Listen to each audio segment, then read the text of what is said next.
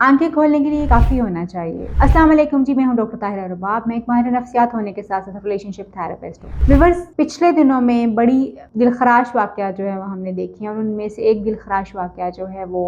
मौलाना तारिक अली जमील साहब के बेटे की ख़ुदकुशी और उनकी डेथ का जो है वो एक न्यूज़ है। ये न्यूज़ बहुत दिलखराश है, मगर एट द सेम टाइम मैं ये समझती हूँ कि एक आई ओपनर है। मैं दुआ गो हूँ कि अल्लाह ताला मौलाना तारिक जमील साहब के बेटे को जवानी रहमत में जगह अता करे और उसके साथ साथ जो है उनकी मग़फ़िरत भी फ़रमाए। बिकॉज़ हमें नहीं पता होता अपनी ज़िंदगी में कौन किस वजह से कोई इस तरह का कदम जो है वो उठा सकता है कि वो इतना बेखौफ ख़तर हो जाए कि उसको अपनी ज़िंदगी ख़त्म करने में भी कोई मसला ना हो। यकीनी तौर पे इंसान की ज़िंदगी में ऐसी तकलीफ़ें होती हैं, ऐसी अमराज़ होते हैं, ऐसे मसले मसाइल होते हैं जिसके आगे शायद इंसान को ज़िंदगी की कीमत कम लगती है, मगर ज़िंदगी की कीमत कभी कम नहीं होती। इंसान के पास मरने की चॉइस नहीं है, इंसान के पास सिर्फ ज़िंदा रहने की चॉइस है। तो ज़िंदा रहना ऑफ कोर्स चैलेंजेस होते हैं, मगर ज़िंदगी इसी का नाम है। और जैसे मैंने कहा कि एक आई ओपनर ज़रूर है हमारे लिए, और ये आई ओपनर हमारे लिए इसलिए है कि हम में से बहुत सारे लोग, अक्सर मेरी वीडियोज़ के ऊपर भी इस तरह के कमेंट्स होते हैं कि जब कोई बंदा अपनी प्रॉब्लम शेयर कर रहा होता है या मैं बता रही होती कि यूजुअली डिप्रेशन में या इमोशनल ट्रॉमास में लोग जो हैं बड़ी तकलीफ़ में से गुज़रते हैं, उनको बड़ी प्रॉब्लम्स होती हैं, तो लोग एडवाइस कर रहे होते हैं नमाज़ पढ़ा करो, लोग एडवाइस कर रहे होते हैं रोज़े रखा करो, कुरान पढ़ो, अल्लाह की याद में आओ। इसमें कोई शक नहीं कि वो सारी चीज़ें हैं जो इंसान को बड़ा सपोर्ट करती हैं, इंटरनली बड़ा उसको स्ट्रॉन्ग करती हैं, उसको फ़ाइट बैक करने की हिम्मत देती हैं। लेकिन मेरे प्यारे फॉलोअर्स, मेरे प्यारे व्यूअर्स, मेरे प्यारे सुनने वालों, मर्ज़ को तो अल्लाह भी कबूल करता है ना, वो उसकी बात करता है, उसके बारे में बताता है कि मर्ज़ होता है और मर्ज़ का इलाज करना बहुत ज़रूरी होता है। तो जो हमारे ज़हनी मसाइल होते हैं, जिनमें जैसे अभी हमने बहुत बड़े-बड़े नामवर लोगों को ख़ुदकुशी करते हुए देखा है, जिसमें आपको पता है ये अभी जो तारिक जमील साहब के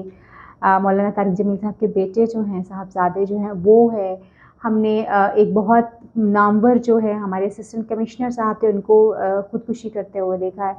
उनके बारे में सुना है। सुशांत जो एक इंडियन एक्टर थे, उनको हमने देखा है।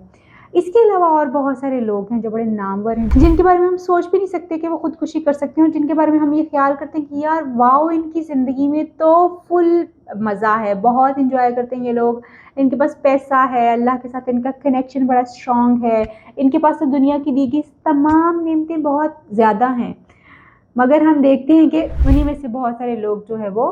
ख़ुदकुशी भी कर रहे होते हैं और बहुत सारे ज़हनी मसाइल का भी शिकार हो रहे होते हैं। मगर इसका हरगिज़ ये मतलब नहीं कि वो लोग जो कि ब्लेस्ड होते हैं, जो कि थोड़ा-सा जिनको हम कहते हैं कि वो एलीट क्लास है, या वो लोग हैं जिनकी ज़िंदगी बड़ी खुशी वाली हमें नज़र आती है, वो लोग कहीं कोई इन्हीं अमराज़ में फँसते। इन अमराज़ में और ख़ास तौर पे ज़हनी अमराज़ में कोई भी इंसान, वो चाहे कोई मौलाना साहब हैं, चाहे वो कोई एक्टर है, चाहे वो कोई डॉक्टर है, चाहे वो कोई साइकोलॉजिस्ट है, चाहे वो कोई गरीब मज़दूर है, कोई भी इंसान जो है ज़हनी अमराज़ का शिकार हो सकता है। और ये ज़हनी अमराज़ इतने ख़तरनाक होते हैं कि इंसान को अल्टीमेटली मौत की तरफ जो है वो लेके जाते हैं। मैं बार-बार ये बातें आप लोगों को समझाने की कोशिश करती हूँ कि जब भी आप ज़िंदगी में कहीं स्टक हुए हो, मौत कभी ऑप्शन नहीं होती, मगर कुछ ज़हनी अमराज़ इतने ज़्यादा होते हैं कि इन पे आपका कंट्रोल ही नहीं हो पाता। यानी डिप्रेशन उनमें से एक है। डिप्रेशन में वो लोग जो कि जेनेटिकली डिप्रेशन में आ जाते हैं, जिनको जेनेटिकली डिप्रेशन ट्रांसफ़र होता है, यानी उनके जीन्स में होता है, उनको हमेशा इलाज लेते रहने की ज़रूरत होती है, उनको हमेशा हेल्प सीक करने की ज़रूरत होती है। और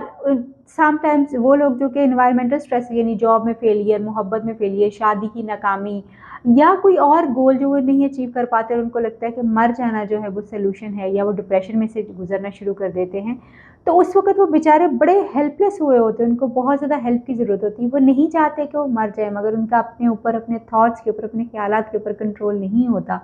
जो कि उनको आहिस्ता-आहिस्ता लीड करता रहता है कि वो अल्टीमेटली मर जाएँ। और फिर हमारे वो लोग जो कि जिनको, जैसे ये नामवर लोग हैं, उनके लिए चैलेंजेस मैं समझती हूँ और भी ज़्यादा हैं, क्योंकि जब कभी वो किसी साइकोलॉजिस्ट या साइकियाट्रिस्ट के पास जाते हैं तो एक स्टिग्मा बहुत बड़ा जो उनके लिए बन के आ जाता है कि ये तो अल्लाह वाले हैं, یہ تو اتنے فارچون ان کے پاس جو ہے وہ ہے، اتنا زیادہ امیر ہیں یہ لوگ، یہ تو نمازیں اتنی زیادہ پڑھتے ہیں، ان کو ایسے مسئلے مسائل کیسے ہو سکتے ہیں؟ یہ مسئلے مسائل جیسے ڈائبٹیز جو ہے وہ امیر کو بھی ہوتی ہے، غریب کو بھی ہوتی ہے، اللہ والے کو بھی ہوتی ہے، مسلم کو بھی ہوتی ہے، نان مسلم کو بھی ہوتی ہے۔ اسی طرح سے ذہنی مسائل جو ہیں وہ کوئی بھی ذہنی مسائل ہو، کوئی بھی جنسی مسائل ہو، وہ کسی بھی انسان کو ہو سکتا ہے، کسی بھی انسان کو ہو سکتا ہے۔ ہمیں صرف یہ دیکھنا ہے کہ ہم کس طرح سے اس میں سے نکل سکتے ہیں اور کس طرح سے ارد گرد لوگوں کو، رہنے والوں کو سپورٹ کر سکتے ہیں۔ آئی اوپنر میں اس لیے کہہ رہی ہوں کہ یہ آپ ضرور اپنے دھیان میں رکھیے کہ یہ مسئلہ جو ہے ڈپریشن کا، ذہنی مسئلے مسائل یا کوئی اور مسئلے مسائل جو ہیں رنگ، نسل، مذہب دیکھ کر نہیں ہوتے، یہ کسی کو بھی ہو سکتے ہیں۔ ہمارا کام اس میں یہ ہے کہ ہم ایک دوسرے کو سپورٹ کریں اور ایک دوسرے کو مدد کریں، اور